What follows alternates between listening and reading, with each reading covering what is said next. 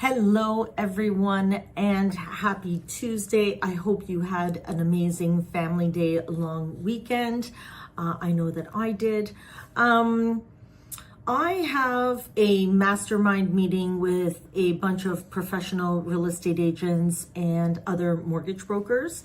And if anybody is more interested in that, please let me know, because that is an amazing group of people. And I am preparing some documents and some information for that. And this is what I want to be able to share with you. But there's a lot of things that came out. So the Canadian inflation rate came out. It was a little bit higher, 0.1% more than the previous reading. And it's okay because it's at 1.9 instead of 1.8. Fine, it's still below 2%. But there's good news and bad news about that. And then the bad news about that is this thing called the trimmed rate. And I have a whole bunch of notes here and I got it all closed down. And that went a little bit higher than anticipated. And that has been pulling the Canada 5-year bond up a little bit more. It went up like 75 basis points this morning. So what does that all mean, Michelle? Who cares is what most people would say.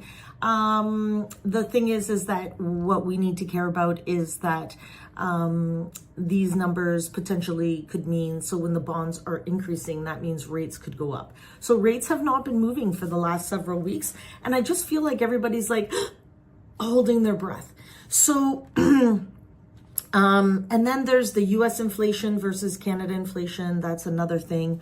But the US inflation is at 3%, while Canada's at 1.9. And then there's this other survey called the Michigan survey. That's at 4.3. That's very scary. So that could potentially mean that the US could raise their interest rates, which means all kinds of other stuff. So what does this all mean? I look at this and I look at the last several weeks of now clients calling me back. We're in the middle towards the end of February. And now the second bank statements, credit card statements are all coming in. And people are starting to feel the pinch. Some people have lost their jobs in the last several weeks. And some people have died. So there are some people that are dealing with properties where they want to get them prepared for an estate planning. So it's a great time to stay in touch with clients on so many different levels. How are you? How is your family doing? How are your parents doing? That sort of thing. Yeah, I find myself in a place where I am refinancing for some clients, doing some short-term financing for some long-term fantastic benefits, which is always very exciting. But the whole point is that, you know, as I'm talking to clients about this sort of stuff, people are going through things. And now's a really great time to stay in touch. I have been offering, so one of the things, I sent out one of these as a mortgage checkup for my clients. Like, these got mailed out like a little postcard. And it's been amazing, the conversations that I've been having with clients where I did mortgages for them 10, 15, 20 years ago, which is so amazing and so wonderful to touch base with people. But it's quite incredible to see people with deep databases where you think, oh, they're fine, like they don't need mortgages or they don't need any advice. Oh no, that's not true. So if your clients do have any kind of mortgage, offer them a free consultation up to half an hour, no problem, for like a quick checkup. If they need more time, Lord knows I'm not going to stop that. But just like a quick check-in where they can ask some questions. This is at the end of the day what I'm offering you, because there's so much other stuff that's happening that could impact them and could impact Canada. I mean, we haven't discussed tariffs. We haven't discussed any of this other stuff that a lot of you know I'm super passionate about. So at the end of the day, it's like, okay, who cares what happens in politics? Well, what does that all mean as far as at the end of the day for you and I, the everyday person?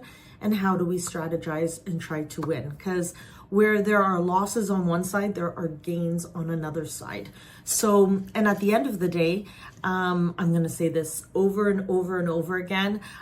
Broker of record of Remax West, Frank Colatosti, always used to say, you know, Michelle, we are in the people business.